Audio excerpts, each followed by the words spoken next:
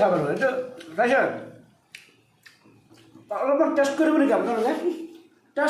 just test কৰি চাওক কিমান ধুনীয়া হৈছে এইটো চাওক বইলটো কৰিব পাৰিব মোৰ মুখটো চিলাই কৰিব পাৰিব নেকি